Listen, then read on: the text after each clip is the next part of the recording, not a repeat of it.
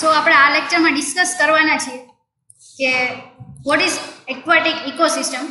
આપણે આગળના લેક્ચરમાં જોયું છે, આપણે સ્ટડી કરેલું છે આખું ટેરેટોરિયલ ઇકોસિસ્ટમ, રાઈટ. એની અંદર કેટલા કમ્પોનેન્ટ્સ આવે છે, ધેન આફ્ટર એની અંદર વેરિયસ ટાઈપ્સના ફોરેસ્ટ આવતા હતા, બરાબર. એ બધા આપણે 1 to 1 ડિસ્કસ કરાયા છે. સો આજના લેક્ચરમાં આપણે ડિસ્કસ કરવાના છીએ એક્વાટિક ઇકોસિસ્ટમ. સૌથી પહેલાં તો એ યાદ કરી લઈએ કે એક્વાટિક ઇકોસિસ્ટમ શું હતું. તો કે concept of ecology and ecosystem, એમાં ઇકોલોજી અને ઇકોસિસ્ટમનો મિનિંગ સમજ્યા પછી આપણે ડિસ્કસ કર્યું હતું કે ઇકોસિસ્ટમમાં બે ટાઈપના કમ્પોનેન્ટ ઇન્ક્લુડ થાય છે. That is first is terrestrial ecosystem and second is aquatic ecosystem. So આજે આપણે એક્વાટિક ઇકોસિસ્ટમ જોઈશું. What is that? So aquatic ecosystem consists of marine environment of the seas, lakes, rivers, ponds and wetlands. એટલે કે aquatic ecosystem છે એમાં જે પાણીને લગતા જે બી કંઈ હોય, લાઈક દરિયો છે, નદી, તળાવ, આ બધાનો સમાવેશ થાય છે. It is an important source of natural resources like fish, oil, crust, Ocean's, fresh water, salt, પિયર એક્સેટ્રા. એટલે કે આ બધાનો શેના માટે ઇમ્પોર્ટન્ટ સોર્સ છે એક્વાટિક ઇકોસિસ્ટમ? તો કે માછલીઓ છે, ઘણા ટાઈપનું તેલ હોય છે, પાણી છે, બરાબર, મીઠું હોય છે, તો આનો મેઇન સોર્સ છે.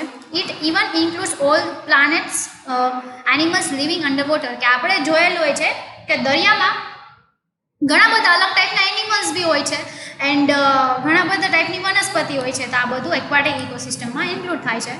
The physical aspects of all the species depends on the water flow, quality of water, oxygen level, clarity, etc. તો કે બધા ફિઝિકલ આસ્પેક્ટ છે, બરાબર, પ્રાણીઓને એને જીવવા માટે શેના ઉપર ડિપેન્ડ કરે છે? તો કે વોટરનો જે ફ્લો છે, એની ક્વોલિટી છે, ઓક્સિજન લેવલ છે, એ બધા ઉપર. Next, aquatic ecosystem first of all there is a first ecosystem that is called pond ecosystem. It is the kind of simplest aquatic ecosystem. There are two types of ponds. That is, first is temporary water storage during monsoon only. Second, a large tank or lake which contains water throughout the year. તો કે pond ecosystem એટલે કે તળાવનું એની વાત કરી શકાય કે એમાં બે ટાઈપ્સના પોન્ડ્સ ઇકોસિસ્ટમમાં ઇન્ક્લુડ થાય. તો કે ટેમ્પરરી વોટર, કે જ્યાં છે ને વરસાદ હોય એટલા સમયગાળા દરમિયાન એ ભરાયેલું હોય અને એટલે ટેમ્પરરી કહી શકાય. એન્ડ સેકન્ડ ઇઝ કે ટેન્ક ઓર લેક, કોઈ ટાઈપની નદી હોય તો નદી 12 માસ વહેતી હોય, કરતી હોય. તળાવ હોય અમુક ટાઈમ પછી સુકાઈ જાય, બટ નદી હોય તો 12 માસ સુધી વહેતી હોય. અને ટેન્ક છે તો કે ઘણા એવા બધા ટાઈપના રિવર ફ્લો બી હોય કે જ્યાં તમને 12 માસ પાણી જોવા મળે છે. Generally majority of ponds become dry after the monsoon and for the remaining part of the year they are covered by the terrestrial plants. એટલે કે આપણે ટેરેસ્ટ્રિયલ ઇકોસિસ્ટમમાં જે પ્લાન્ટ્સની વાત કરી હતી એના માટે કવર કરવામાં આવે છે અને મોન્સૂન પછી ડ્રાય થઈ જાય છે. So, how the food chain affected in ponds? તો અહીંયા તમને એક ચાર્ટ ફોર્મેટમાં ફૂડ ચેઇન આપેલી છે કે પોન્ડમાં કયા ટાઈપની ફૂડ ચેઇન હોય. આપણે અત્યાર સુધી ફૂડ ચેઇન જોઈ તો એ કેના? તો કે ઉપરની. હવે પોન્ડની અંદર એટલે કે પાણીમાં રહેતા જીવજંતુઓમાં શું ટાઈપનું ફૂડ ચેઇન હોય તો એ આપણે સમજીએ. સૌથી પહેલાં algae we can say is a big type of animal in water, બરાબર, એને આલ્ગે કહેવામાં આવે છે. Eaten by micro it is not animal but એના ટાઈપની એક વનસ્પતિને એવું હોય, બરાબર, દરિયાની અંદર એને આલ્ગે કહેવાના છે. It is eaten by microscopic animals, એટલે કે નાના નાના જીવજંતુ હોય એ એને ખાય છે. ધેન આફ્ટર એ માઇક્રોસ્કોપિક એનિમલ્સને કોણ ખાય છે? તો કે સ્મોલ ફિશ, નાની નાની માછલીઓ હોય છે એને ઈ કોને ખાય છે? તો કે microscopic animals. Then after carnivorous fish, એટલે કે બિગ ટાઈપ ઓફ ફિશ છે એ કોને ખાય છે? તો કે small fish. Eaten by small fish. And carnivorous fish છે એને કોણ ખાય છે? તો કે બર્ડ્સ, બરાબર. તો આ ટાઈપની આખી ફૂડ ચેઇન હોય છે, એ ચાલે છે. The second one is a lake ecosystem. એટલે કે ફર્સ્ટ કઈ હતી? Pond ecosystem. Lake, it is a huge formation of permanent pond. Here the algae and seeds is found on a large scale. algae એટલે એક ટાઈપની આપણે શું કહી શકાય? વનસ્પતિ છે જે આપણે, અને સ્વીડ, આલ્ગા અને સ્વીડ બંને ટાઈપની વનસ્પતિ છે જે પાણીઓમાં ઉગતી હોય છે, બરાબર. એટલે લેક સિસ્ટમ શું છે, એ પરમનન્ટ પોન્ડ છે, તો કે હંમેશા માટે ત્યાં પાણી રહે છે. એવું નથી કે મોન્સૂનનું કે આના જ ડ્યુરેશનમાં, પણ ત્યાં હંમેશા માટે પાણી રહે છે. અને ત્યાં છે આલ્ગે અને સ્વીડેડનું જે લાર્જ સ્કેલમાં એ ઉગતા હોય છે. So here another chart you can see algae transfer to microscopic animals, કે જે રીતે આપણે જોયું કે આલ્ગેને કોણ ખાઈ જાય છે, તો કે એ માઇક્રોસ્કોપિક એનિમલ્સ ખાય છે, એટલે એમાં ટ્રાન્સફર થઈ જાય છે. Then after herbivorous fish is depends on which, તો કે ઓન વિચ, તો કે આલ્ગે. ઈસોને કને ખાય છે, તો કે આલ્ગેને ખાય છે. And then after it is also depends on aquatic weeds, તો કે એ કેને ખાય છે, આલ્ગેમાં થાય છે. અને દેન આફ્ટર એનું કન્વર્ઝન શેમાં થાય છે, તો કે એક્વાટિક વીટ્સમાં એ કન્વર્ટ થાય છે.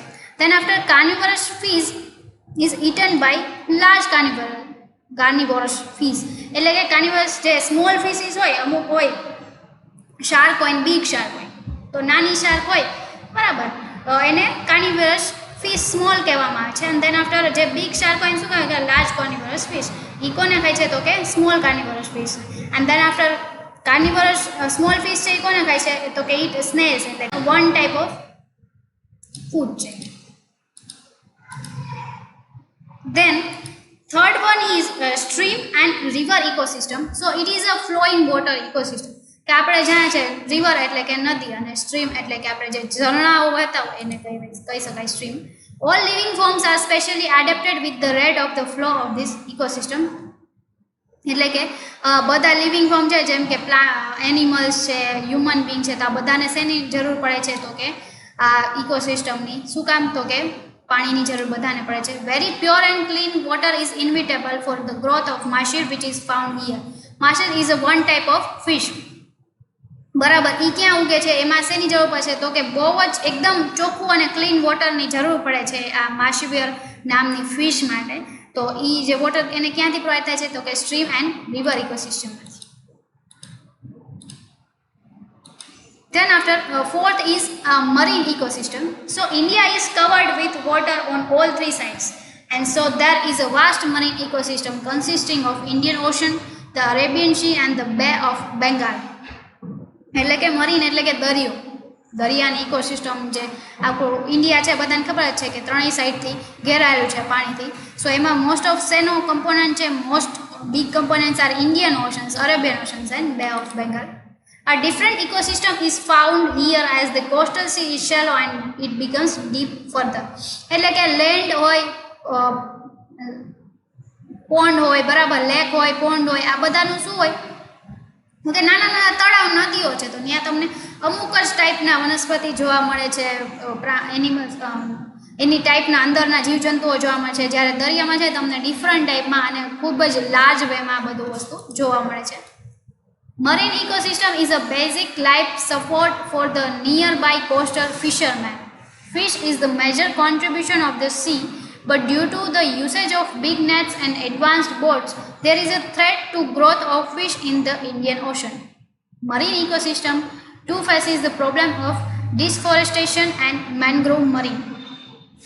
એટલે કે મરીન ઇકોસિસ્ટમ છે, બરાબર, એ બેઝિક લાઈફ સપોર્ટ કોનો હોય છે, તો કે ફિશરમેન, જે માછલીઓને પકડીને એનો વેપાર કરતા હોય છે, બરાબર. એના માટે મરીન ઇકોસિસ્ટમ છે એ બેઝિક લાઈફ સપોર્ટ છે, બરાબર. એટલે મોટો દરિયો છે એનું બેઝિક કોન્ટ્રીબ્યુશન અથવા તો મેજર કોન્ટ્રીબ્યુશન શું છે, તો કે જે માછલીઓ પ્રોવાઈડ કરે છે ફિશરમેનને. બટ અત્યારે શું થયું છે કે તો એ જે ફિશ છે, બરાબર, એના ગ્રોથમાં ઘણો બધો થ્રેટ છે, એટલે કે ઘણા બધા એમાં ડિફિકલ્ટીઝ આવે છે. શું કામ, તો કે જે અત્યારના ટાઈપની બિગ નેટ એટલે કે જાળીઓ અને એડવાન્સ બોટ જે યુઝ કરવામાં આવે છે, એના ઘણા બધા એ બોટ યુઝ કરવાને લીધે એમાંથી ફ્યુલ ને એવું નીકળે છે જે દરિયામાં જાય છે, જે આ બધી ફિશ માટે હાનિકારક હોય છે, એટલે જે એના ગ્રોથ માટે બહુ ડિફિકલ્ટ થાય છે. અને બીજા છે ને, તો કે ડિફોરેસ્ટેશન એન્ડ મેનગ્રુવ મરીન, એટલે કે જે ફોરેસ્ટેશન છે, જંગલો અને એનો વિસ્તાર બી ઘટતો જાય છે, જે એના અંદર જે છે વનસ્પતિઓની એના બધાને બહુ નુકસાન પહોંચાડે છે. So it is we can call deforestation and mangrove marine. Then after second is a seashore ecosystem. What is that? Generally we find sand, rock, shells covered with specific species on beach and seashore. એટલે કે આપણે દરિયા કિનારે most of શું જોવા મળે, તો કે રેતી હોય, અલગ અલગ ટાઈપના પથ્થરો હોય. ધેન આફ્ટર શેલ્સ એટલે કે જે શંખ ને એવું જોવા મળે. તો આ જે છે એ બધું આપણને બીચીસ ઉપર જનરલી જોવા મળે છે. Beaches and seashores are important for fishermen to catch different type of fish. તો કે બીચીસ છે બરાબર, ત્યાં બી એ શેના માટે ઇમ્પોર્ટન્ટ છે? તો કે ફિશ પકડવા માટે.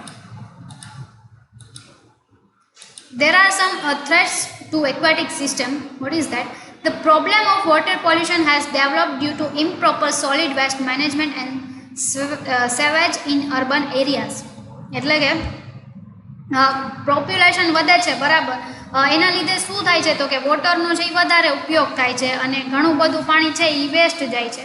અને અર્બન એરિયાઝમાં છે એટલે કે જ્યાં પાણી જ્યાં છે ત્યાં અર્બન એરિયા રૂરલ એરિયામાં જ પાણી મળી શકતું નથી અને અર્બન એરિયાઝમાં ઇન્ડસ્ટ્રીઝ હોય છે એટલે એના લીધે વધુ પાણીનો વેસ્ટ થાય છે.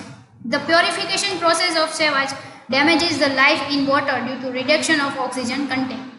It has major impact on fish and crustaceans as they cannot survive.